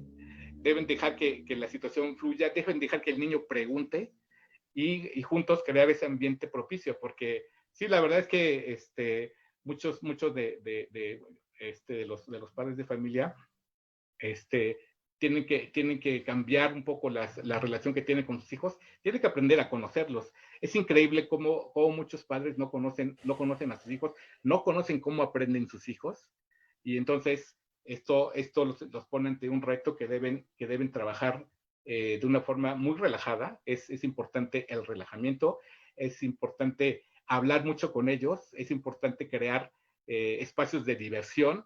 Y otra cuestión también que es fundamental, el tiempo. No es necesario que un padre, porque es una situación, hay que comprender que los padres están trabajando, vienen cansados del trabajo, algunos desgraciadamente ya perdieron sus trabajos, entonces es un ambiente muy estresante para muchos de ellos. No le tienen que dedicar mucho tiempo, es decir, los aprendizajes no es cuestión de que estén 3 o 4 horas, con que le dediquen media hora a sus hijos es más que suficiente. Media hora en un ambiente de relajamiento, en un ambiente de diversión, en un ambiente en donde le pregunten a sus hijos o le dejen a sus hijos que les pregunten. creo que va a contribuir mucho para que ese proceso natural de aprendizaje que tienen todos los niños y todos los jóvenes pueda surgir y se pueda desarrollar de una forma natural, ¿no? Muy bien. Y Eunice Molina nos comenta, los periodos de atención de los niños de preescolar son muy cortos. ¿Cómo podemos ayudar a nuestros hijos? Porque aquí también en esta etapa se desarrollan y se detectan diferentes conocimientos de los niños y habilidades. También nos está comentando Mar Morales Flores, dice, el regreso a clases virtuales es un gran reto tanto para los hijos como para los padres y los maestros. Valoremos el esfuerzo de todos. Y bueno, sí, exactamente, es un esfuerzo conjunto de los hijos, de los papás, de los maestros también, porque pues muchos no estaban realmente preparados para esta transición, este cambio de presencial a virtual. Es un gran reto para todos. Mirna Sí. Gopar dice, va a ser muy difícil esta transmisión y este año hay lugares donde no hay red, hay lugares donde en una casa hay 3 niños y hay una sola televisión. Sí, es un Exactamente. escenario tremendo, pero bueno, dicen por ahí, mi querido Fer, que bueno, pues situaciones profundamente adversas, soluciones profundamente atrevidas y hay que atrevernos y no abandonarnos a los hijos hoy menos que nunca. Sí. Nada más para comentar la preocupación de uno de los Seguidores. de nuestro auditorio. Tiene que haber una comunicación muy intensa, muy clara entre el docente y las familias. Algo que nosotros estamos señalando es que hay poco margen para mejorar de forma inmediata, pero sí tenemos que prever medidas en el mediano plazo, como les decía, y son 3 medidas muy importantes. Uno, construir un movimiento social para contener el abandono escolar. El segundo es que debe haber un diagnóstico personalizado de cada uno de los niños. Y aquí es muy importante que las mamás que tienen a hijos pequeños, sí, al momento de reingresar a las clases presenciales, sí mantengan una comunicación fluida con el docente y les exijan que el docente haga un diagnóstico del niño, porque ese diagnóstico tiene que ser el elemento rector que nos pueda permitir en el mediano plazo construir una estrategia para la recuperación de los aprendizajes. Estamos claros de que el maestro es el único que conoce a cada uno de los niños, pero mucha ayuda si los padres tienen una comunicación fluida con el maestro. Y el tercer elemento es que hay que fortalecer las evaluaciones de aprendizaje que normalmente se aplican a mediados del ciclo escolar. Hay que hacer una evaluación de aprendizajes para todos los niños de educación básica, una evaluación censal, una evaluación para todos los niños que sirva de diagnóstico para complementar la opinión de los docentes de cada uno de los niños y construir una estrategia que nos permita, lo que yo te decía, recuperación de aprendizajes en el mediano plazo. Si esto no lo hacemos así, es decir, si no hay un análisis personalizado de cada uno de nuestros niños, esto se va a llevar más de 3 años porque no veo cómo vamos a identificar el rezago que no viene de este inicio de ciclo. Ya tenemos acumulados los rezagos de los meses anteriores. Bueno, de los años anteriores, por supuesto. Y los años anteriores, porque claro, les habíamos comentado cómo ya veníamos con rezago en los aprendizajes, que ahí los datos también son nada esperanzadores. muy bien, pues Fernando, te agradecemos muchísimo, Fernando Ruiz, por esta larga charla, muy reveladora, preocupante, pero nos debe, yo parto de un principio, Fer, lo platicábamos previo a la entrevista, si no tenemos un diagnóstico, no podemos tener de ninguna manera una metodología, una estrategia para solucionar el problema al que estamos enfrentándonos. Y es doloroso lo que estamos escuchando, es difícil lo que estamos escuchando, pero pues es como cuando vas al médico. Si vas al médico para que te digan, todo está bien, no se preocupe, sus análisis salieron más o menos, pero usted no se preocupe, pues en 6 meses vas a estar seguramente en una terapia intensiva, ¿no? Pues es lo mismo aquí, necesitamos un diagnóstico serio para empezar a tomar medidas hoy. Y las medidas hoy, por increíble que parezca, esto yo nunca me lo imaginé, no sé tú, Aline, pero las medidas hoy, estamos todos en casa y estamos todos en un mismo principio de ayuda. Antes la educación se la soltábamos a los maestros y ya en la tarde, pues ahí nos medio peleábamos con los chamacos, con los niños, con las niñas, pero hoy está literalmente en nuestras manos. Fer, te mandamos un abrazo cariñoso, gracias por participar con nosotros, por platicar. Director de investigación de Mexicanos Primero, pues adelante con la investigación y adelante, por supuesto, con los diagnósticos que aunque dolorosos, necesarios. Lo que no es medible, querido Fernando, no es perfectible. Muchas gracias, Aline, muchas gracias, Iván. Hasta pronto, querido amigo. Gracias a Mexicanos Primero por participar con nosotros en este foro latino. ¿Qué hubo, doña Aline? Alguna vez te lo platiqué, que el daño iba a ser tremendo si no nos poníamos las pilas, y mira, pues nada, que lo estamos confirmando con una organización de profundo calado, de trabajo serio, de investigación muy seria, y pues el reto es enorme para todos, ¿eh? Para todos, absolutamente. Sí, es bastante importante. Estamos viviendo algo que no nos los imaginábamos, que ya lo platicamos también con expertos de tecnología, de las redes sociales, que bueno, estamos viviendo lo que prevían que íbamos a vivir, pero dentro de 10 años. Entonces, el cambio ha sido bastante drástico. Sin embargo, como decía Mar Morales, pues hay que darle todo nuestro reconocimiento a los papás, a los hijos, a los hermanos, porque bueno, toda la familia en estos momentos, entre todos le echan ganas para salir adelante. Estamos metidos, sí, sí, sí. ¿Qué más, mi querida Aline? Pues quiero saludar, está conectado José Luis Carmona, felicidades, que ayer fue su cumpleaños. También a Patti, ayer también fue su cumpleaños. Un saludo para Mirna Gopar, dice, hay niños que en la escuela a los maestros no aprenden ahora en casa. Bueno, Mauricio, también un saludo para él. También bueno, José Luis también nos manda saludos. Y bueno, tenemos muchos comentarios ahí de nuestros amigos que nos están siguiendo en esta transmisión, Iván. Oye, no han de ser muy buenos que no los leíste todos, ¿eh? ¿Sabes qué? No sé qué le pasa a mi teléfono, que ok. Yo te ayudo. Peleando con mi teléfono, porque solamente me salen como los 5 últimos, me imagino, y estoy peleando con mi teléfono, al igual que con mi computadora. A ver, vamos a pedirle a nuestro superproductor, Dani Olivan, que te eche la mano ahí con el teléfono para que des pie a nuestra última entrevista de este miércoles, querida Lynn. Y sí, yo creo que ya tengo que cambiar de no, ¿verdad? Puro pretexto. Seguramente algo le puse mal y por eso no me salen todos los comentarios. Oye, Iván, pero otra cosa importante es pues ahorita la falta de trabajo, ¿no? Para muchas familias. Y pues a veces la falta del alimento que puedes llevar a tus familias.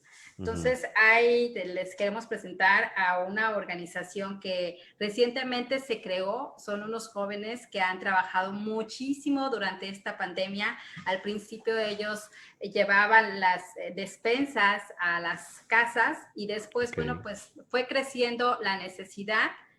Es algo que tampoco nos imaginábamos, ¿no? Creo que pensábamos que, bueno, en un mes esto ya se va a acabar, después en el siguiente mes.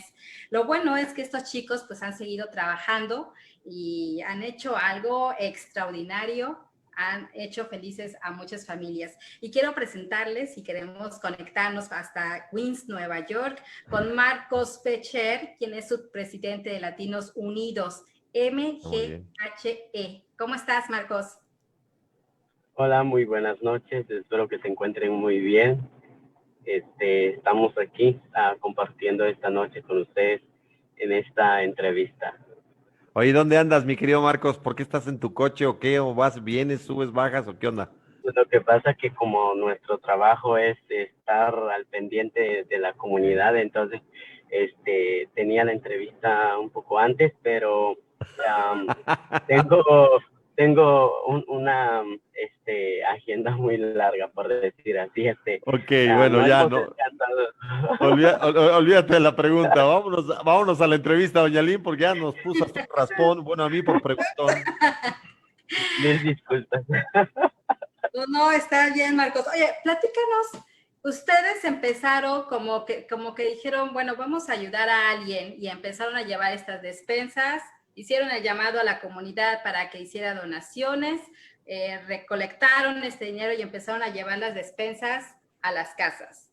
Después se dieron cuenta que la necesidad crecía y empezaron a repartir despensas frecuentemente y hacer otros esfuerzos. Y dentro de estos esfuerzos nace Latinos Unidos MGHE, ¿correcto? Así es. Bueno, voy a empezar. ¿Cómo empezó esto? Empezó un 16 de abril junto con mi compañero Yael, que él tomó la iniciativa de preparar unos 200 sándwiches para llevar a las personas, a los jornaleros que estaban afectados por COVID-19, porque pues como sabemos, COVID afectó mucho la economía de Estados Unidos, mucha gente se quedó sin empleo, no podía llevar la despensa en el hogar por falta de trabajo. Entonces nosotros comenzamos con esa iniciativa de llevar la ayuda necesaria a las personas, ya sea a los jornaleros, a personas de la tercera edad que no podían salir, e incluso había personas que estaban afectadas del COVID-19, pero nosotros tomamos las precauciones de llevarles una bolsa de despensa, lo dejábamos en la puerta de su casa, ya la persona llegaba o bajaba a recoger la despensa. Entonces, hicimos un llamado a todo lo que es a la comunidad LGBT. Después se regó la noticia, recibimos las donaciones, hasta ahora que pues hemos estado ahí trabajando fuertemente con un banco de comida que nos proporciona semanalmente, ya sea una despensa o leche a las personas.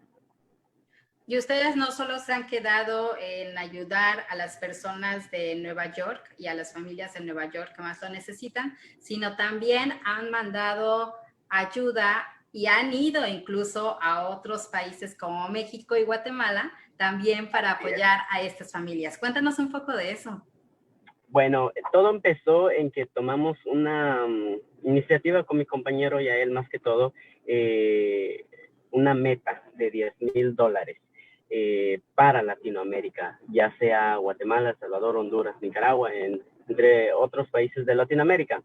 Entonces, lastimosamente, en el transcurso de esos 5 meses que nosotros habíamos dicho, no se logró juntar la cantidad de los $10,000 porque seguíamos trabajando con la comunidad aquí en Nueva York. Entonces, no nos dio el tiempo necesario, pero, más sin embargo, nosotros pusimos una parte del dinero y otras personas que dieron su donación, hicimos en Facebook una publicación, la cual tomamos la iniciativa que fue la semana pasada de poder viajar a la Ciudad de México primero y asimismo ir a Guatemala, que de ahí soy yo, de Guatemala, y dimos las despensas. Sabemos de que tanto Estados Unidos, que es una potencia mundial, ha caído.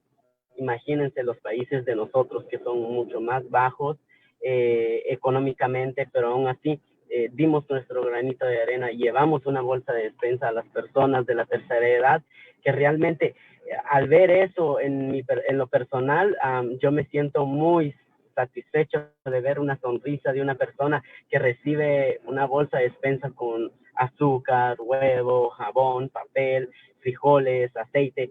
Entonces yo me pongo a pensar, aunque sea unos huevos revueltos, pero se queda uno satisfecho. Claro, dice Jime Merck, dice, gran iniciativa, los manda a felicitar por esta iniciativa. ¿Y ustedes tienen un estimado de cuántas despensas o a cuántas familias han apoyado? Prácticamente nosotros en la ciudad de Guatemala dimos unas 200 en Guatemala y unas 200 despensas en México. Y pues aquí en Nueva York casi se dan 300 a 400 cada semana, porque las personas van aumentando cada vez. Claro. El viernes tienen también repartido. Este viernes, el día de mañana, lo que hacemos es ir a ayudar al banco de comida. Estamos trabajando en conjunto porque de eso se trata, trabajar solo, ser uno, de que no hayan divisiones, porque ahorita hay muchas organizaciones que prácticamente están haciendo su trabajo, pero mucho mejor si se unen, la unión hace la fuerza, y entonces nosotros vamos a colaborar con ellos lo que es el jueves a recoger nuestras despensas, y ya el día viernes es el día de la entrega a las personas, para que no estén ahí en el calor o algo, haciendo mucha línea. Perfecto. Y ustedes son puros muchachos, puros jóvenes de diferentes países de Latinoamérica. Mayormente las personas, bueno, le voy a explicar por qué el nombre de Latinos Unidos MGH, que anteriormente era Latinos Unidos USA Cámara y después PECHER, pero realmente ahorita tomamos una decisión a legalizarlo, lo pusimos como MGH porque las personas que empezamos esta pequeña organización, pusimos las iniciales de nuestros países. México como el fundador, que es el presidente Yael, G, Guatemala, que es el subpresidente, H de Honduras, que es Carlos Hernández, que es el secretario, y la tesorera, que es de Ecuador, Sarali Martínez. Entonces, por eso es que pusimos Latinos Unidos MGH, para que no haya ninguna complicación y trabajar siempre en conjunto. Claro, entre todos. José Luis Carmona dice, excelente iniciativa, chicos, por ese gran corazón. Nos está preguntando Daniela Ramos. Antes de esto, ¿a qué se dedicaban? ¿Qué hacían? Porque no es fácil tomar la iniciativa para hacer esta donación de despensas. Claro que sí. Bueno, en lo personal, yo trabajaba en un restaurante de comida indiana. Yo era barista, el que llevaba el capuchino, el té, el café. Ese era mi empleo. Y ahora estás de lleno ayudando a las personas. Ahora estamos 100%, podría decir, porque estamos al 100 con la comunidad. Ahora mismo estamos trabajando con la comunidad y esperemos que podamos cumplir y que se nos haga fortalecer esta organización y más adelante poder ayudar a la comunidad latina como con muchos proyectos que tenemos en mente. Es ayudar a la comunidad inmigrante en este país, porque realmente hay mucha presencia de la comunidad latina y debemos de estar unidos y que haya una organización donde realmente lleve la ayuda que es necesaria a las personas. Pues, ¿qué te parece, Iván? Sensacional, la verdad es que escucho el testimonio y bueno, pues hace falta no un talento, hace falta una serie de valores acumulados en las personas para dejar de soñar en lo que quisiéramos hacer y comenzar a tomar acciones en lo que debemos hacer. Eso del queremos y debemos guarda una enorme diferencia cuando tú tienes un grado de conciencia y en este caso nuestro entrevistado Marcos con todo este grupo de jóvenes pues han dado ese brinco sustancial, querida Lynn, de hacer posible lo que tanto queremos y lo que tanto anhelamos. Una cosa es desearlo y yo repito, otra cosa es hacer que sea posible. Así que, pues, de mi parte, Marcos, mi reconocimiento, me da mucho gusto. Una disculpa por haberte quitado tiempo de tu tarde. No se preocupe. No, mil disculpas. No, lo tomo en cuenta, está muy bien. Está muy bien que de repente nos ubiquen en nuestra realidad y nuestras agendas. Y tú tienes una agenda muy ocupada, así que yo por eso no quise ni siquiera hacer una sola pregunta. Lynn. No, pues te queremos agradecer, Marcos. Un saludo también para Yael, que sabemos que está un poco enfermito. Un saludo para él. Muchas gracias por todo el trabajo que están realizando para la comunidad, porque ciertamente, pues de hecho, Queens en algún momento fue el epicentro de la pandemia. Había muchísimo, aquí en Nueva York había muchos contagios y aún así estos chicos, Iván, amigos, estaban repartiendo las despensas, ¿no?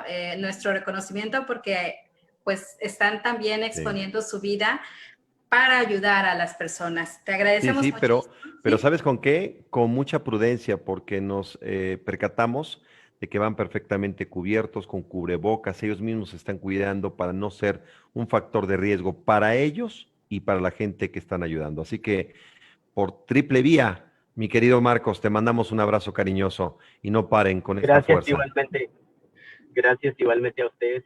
Bueno, estamos en nombre de mi compañero y a él, yo les quiero agradecer por todo el proyecto que están haciendo ustedes, por transmitir, por llevar la noticia a la comunidad latina de que pues somos jóvenes y es un orgullo al ver mucha juventud hoy en día está perdida, pero realmente nosotros estamos aquí y yo lo que puedo decir a las personas que nos están viendo, si quieren ayudar a la comunidad, no tomen la iniciativa. Agarren esa iniciativa, disfruten su juventud ayudando a otras personas, hagamos cosas productivas que el día de mañana podamos decir, disfruté mi juventud, hice algo bueno en mi juventud, que el día de mañana quede eso marcado para muchas personas, que uno sea ejemplar, y yo los invito, los exhorto a que tomen la iniciativa. Si tienen el deseo de ayudar a otra persona, háganlo, no lo piensen dos veces, porque realmente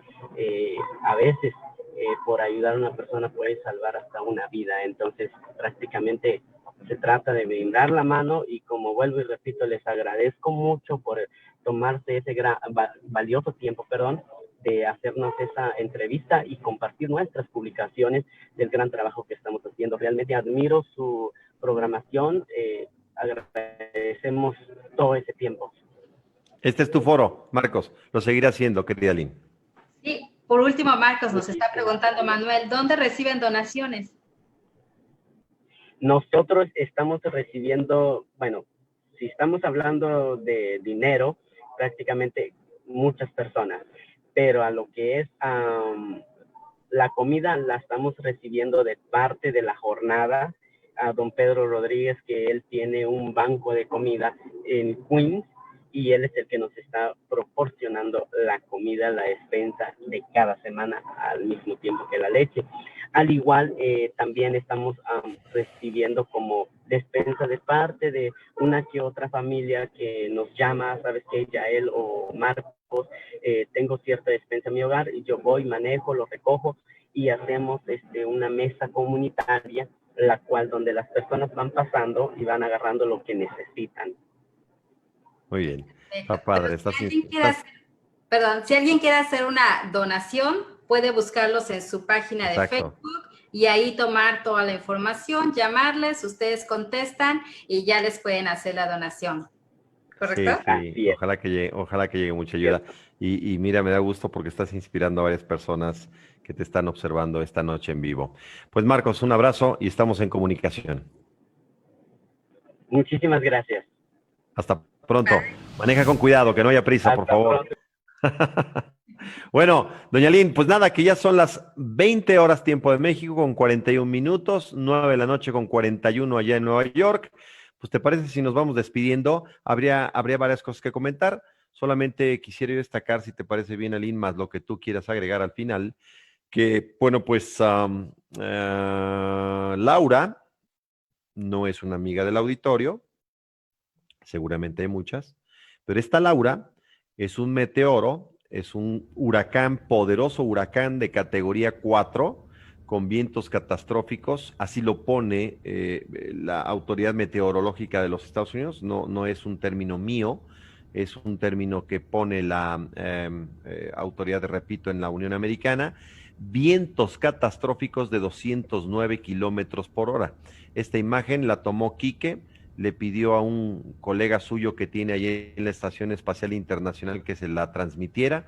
Así que, bueno, pues muy gentilmente desde la Estación Espacial Internacional nos están mandando el tamaño del huracán ahí en las costas del Golfo Norte, por supuesto Golfo de México, allá en las costas de Galveston, en Texas, para que seamos muy puntuales.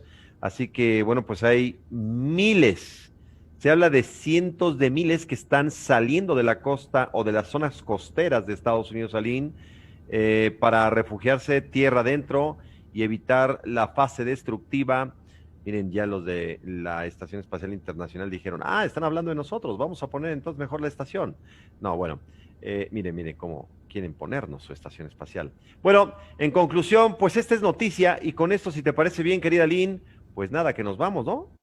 Sí, no sin antes un saludo a todos nuestros amigos de Texas. De hecho, Celerina conéctate con nosotros para saber cómo estás, mándanos un mensaje, que ella siempre nos está escuchando y siguiendo la transmisión cada miércoles. Ayer otras personas que también son de Texas nos estaban comentando pues que estaban ya preparando todo para salir y pues querían cuidar también a sus niños, a sus familias. Esperemos que todos estén bien, que pase el huracán y que todos estén bien, tanto nuestros amigos de Texas y también de Luisiana. Sí, sí, absolutamente.